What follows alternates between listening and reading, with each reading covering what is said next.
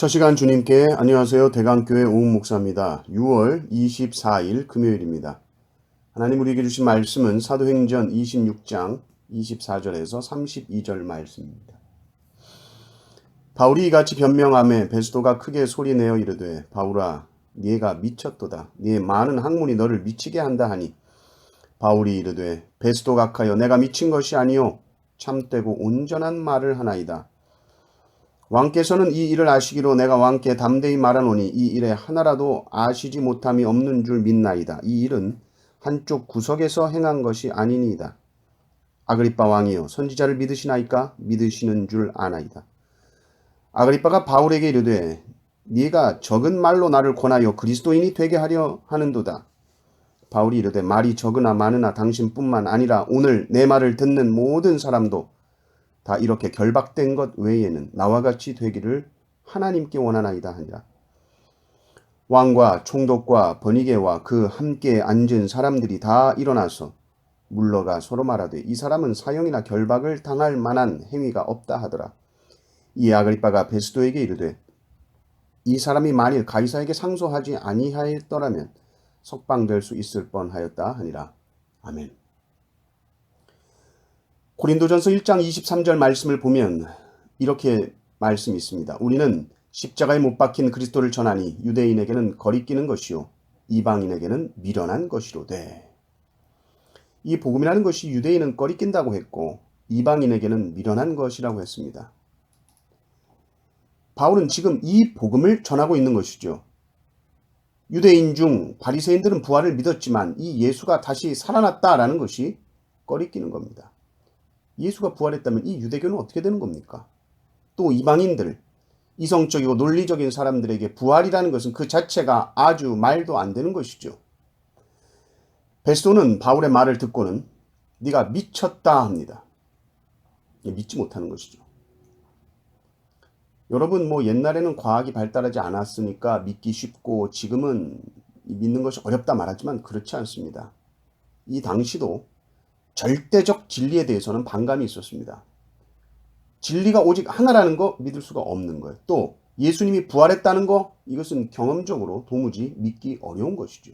그러니까 베스도는 바울이 미쳤다라고 본인은 정상이다라는 말이죠. 바울 네가 공부를 많이 해서 미쳤다 그럽니다. 그러나 바울이 분명하게 말합니다. 저는 미치지 않았습니다. 참되고 온전한 말을 하나이다. 정신이 말짱하다는 것이죠.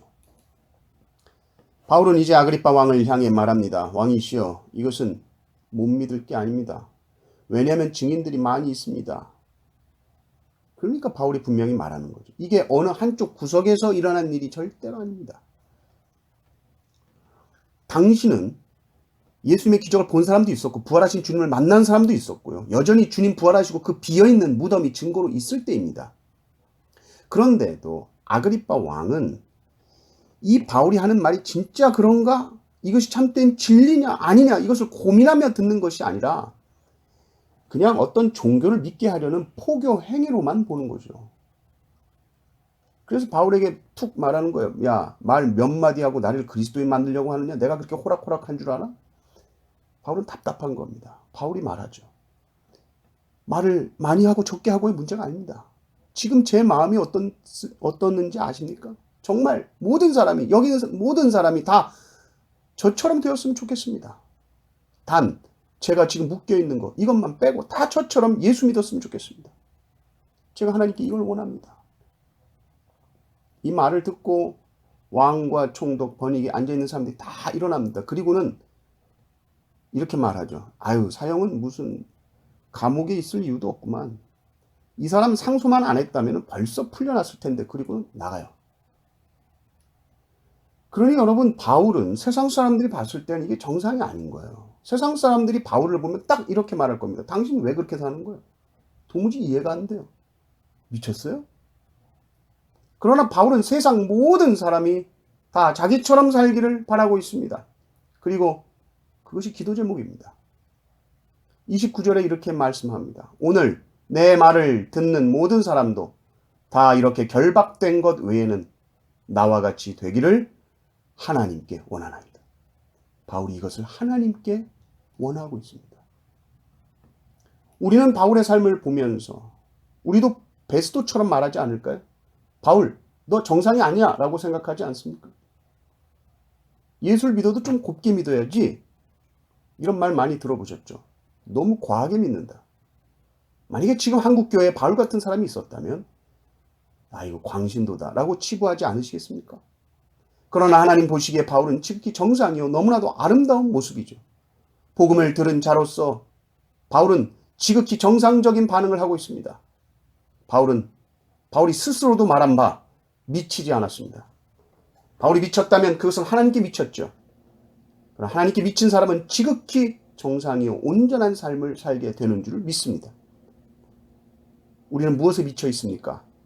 우리는 자나깨나 생각하는 것이 무엇입니까? 항상 우리의 머릿속에 생각이 사라지지 않는 그것에 우리는 미쳐 있는 겁니다. 바울은 그것이 복음이었습니다. 항상 어떻게 하면 복음을 전할까? 이것이 그의 삶을 이끌고 나갔습니다. 바울은 정상입니다. 만약 바울이 정상으로 보이지 않는다면 우리가 비정상입니다. 바울이 내가 미친 것이 아니요 했을 때 이 말이 꼭 우리에게 하는 말 같아요. 내가 이렇게 막 미친 듯이 복음 전하니까 너 나 미쳤다고 생각하지? 나 미친 거 아니야. 내가 지극히 정상이야. 네가 너무 세상에 빠져 있는 거 아니냐? 전에 정치권에서 이런 말이 있었습니다. 비정상의 정상화 이런 얘기 했는데 우리의 신앙에 이런 일이 일어나기를 바랍니다. 바울이 정상이라면 나는 비정상입니다. 사도행전을 보면서 나의 신앙을 점검하고 말씀대로 바르게 신앙생활 하시는 성도님들 되시기를 주님의 이름으로 축원합니다. 아멘.